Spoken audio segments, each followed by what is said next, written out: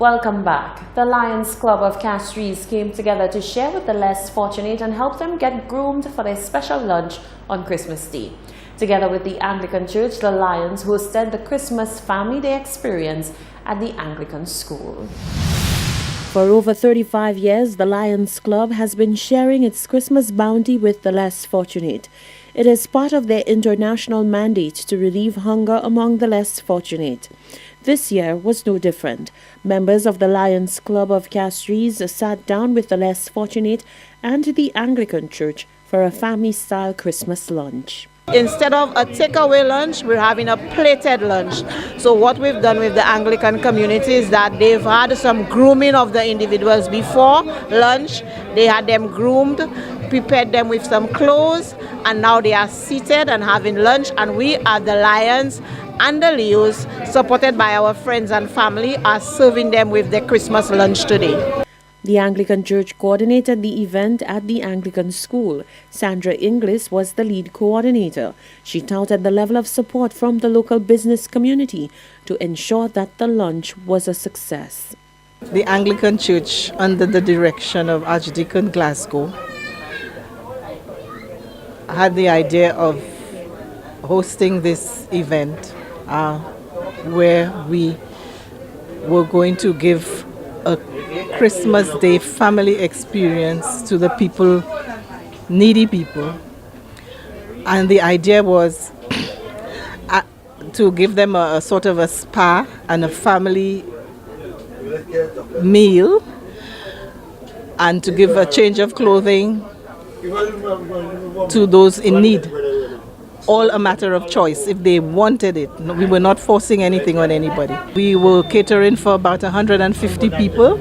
We put out the call in early December for donations, and the response was overwhelming. I think today we may even go back with stuff because there was so much stuff that we got.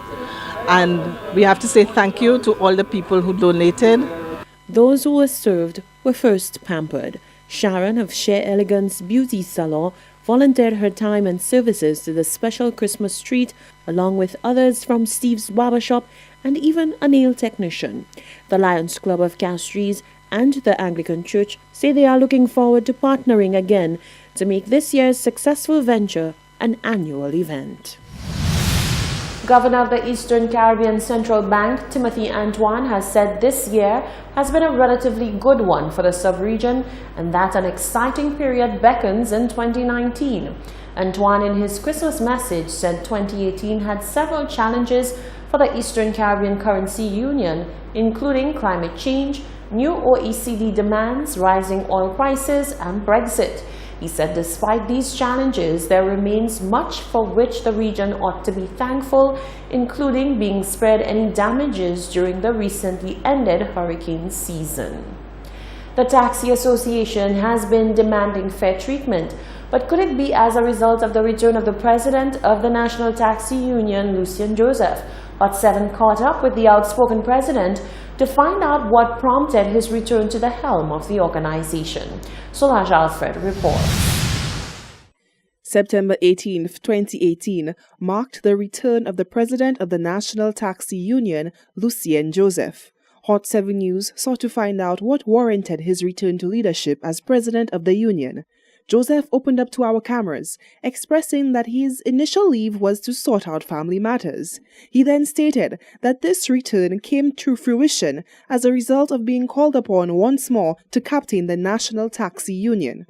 I left the system and I went on my own, but for some reason I was called back because nothing is happening and was happening into the industry, so because of this, I accept the call for about 2 years to see whether if I can put things back together, because you will agree with me that it is over 19 years we have not get an increase in transfers for the drivers. The drivers right now have to absorb all kinds of increase: gas increase, oil, insurance, tires, everything. We had a survey that says that 51%, it's 81%, it's costing us 81% more to run a vehicle than when we last got the concession in 2001. And as for his plans that look to create a policy where new operators would be included in the taxi sector, where taxi drivers could engage in a collective insurance package and also look towards a duty-free vehicle policy, Joseph stated that the progress is a slow one, but one that will bring about better harmonization of the taxi sector. I am doing everything that I can to see whether if I can implement things by January. But in my humble opinion, I am prepared now to see whether I can get the concession from government. I want them to implement the tourism taxi policy. That is the most important thing on the agenda for us, is the tourism taxi policy, where we can have dialogue and everybody will knows what is their rights, what they can do, what they cannot do. And the policy then will protect the drivers in a kind of a way where they can go to the bank and take a loan and knows that they can pay the loan. All these things there, it is within my purview, and that is what I'm looking to implement. Joseph was re-elected to head the National Taxi Union after a 2-year hiatus and is looking forward to the implementation of a 6-point plan geared towards creating equal opportunity within the transportation sector. Reporting for Hot 7 News, I am Solange Alfred. CARICOM Secretary General Urin LaRocque has paid tribute to what he described as some significant advances by the grouping this year. He says he's looking forward to the final year of the strategic plan to reposition CARICOM. In an end-of-year message, LaRocque said the CARICOM member countries had demonstrated a willingness and commitment to strengthen the integration movement in 2018 by signing various agreements and legal instruments. LaRocque said that steps are also being taken to reinforce the operation of the region's security mechanisms, among other things. You're watching the Hot 7 Nightly News. Coming up, sports news with Tennyson Glasgow.